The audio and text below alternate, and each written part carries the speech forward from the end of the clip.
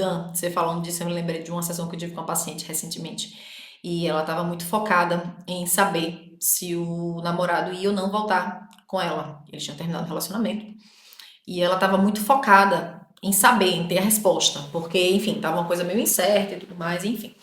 E ela estava muito obcecada, né, nessa resposta, né, em ter essa certeza, vamos dizer assim. Ela estava com muito medo de ficar nutrindo uma esperança e depois se decepcionar, enfim, mas então ela estava muito focada naquilo. E aí ela ficou, ela se queixou disso, inclusive, como algo que estava sendo muito central na vida dela. Ela, obviamente, não iria desligar essa esperança, mas ela não queria que aquilo ficasse no centro da vida dela, porque estava atrapalhando. Tudo que ela estava fazendo, todas as escolhas que ela estava fazendo na vida dela estavam focadas em saber essa resposta, em ter essa certeza, né? E aí eu expliquei para ela que era muito difícil a gente desligar, né? Simplesmente tipo a esperança, né? Essa ansiedade, enfim, de certa forma, que era mais fácil a gente mudar o comportamento do que mudar a emoção, né? Que é uma coisa que a gente sempre fala, né? Com os nossos pacientes.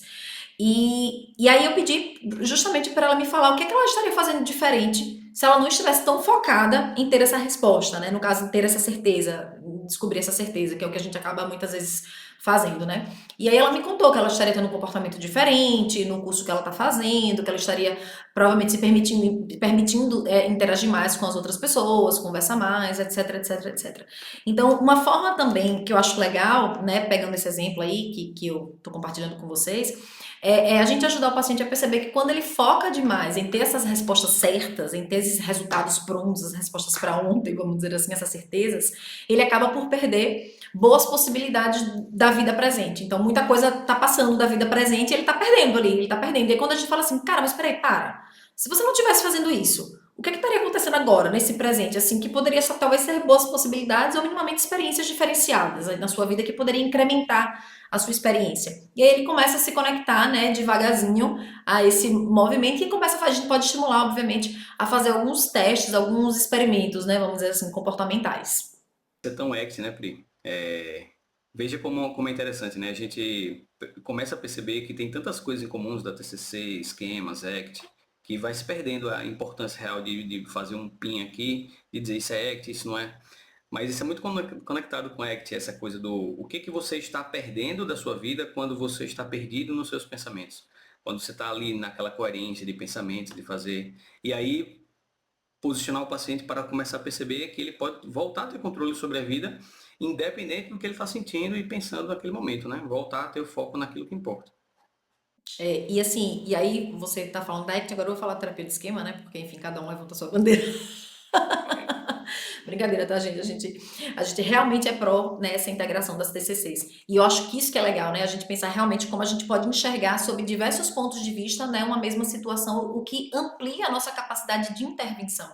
Né, Dan? E isso aí também me remeteu, você falando, a questão das estratégias de enfrentamento, por exemplo, né, da hipervigilância, da estratégia de enfrentamento de uma hipervigilância, no caso dessa minha paciente lá, né, que, por exemplo, também fazia com que estava desconectando ela da vida que ela desejaria ter, enfim, e analisar toda a funcionalidade dessas estratégias de enfrentamento, de onde foi que ela aprendeu isso, e etc, etc. Então, é muito legal, né, isso, esse pin aí que você trouxe de lembrete, é muito legal para que a gente possa entender, né, que eu acho que é essa a grande proposta aqui do nosso curso, é que o aluno, né, o psicólogo, ele tenha essa possibilidade de enxergar uma determinada situação, veja, a gente está falando sobre intolerância à incerteza, né? Mas a gente possa ver sobre diversos pontos de vista que amplia absurdamente a nossa capacidade de intervenção.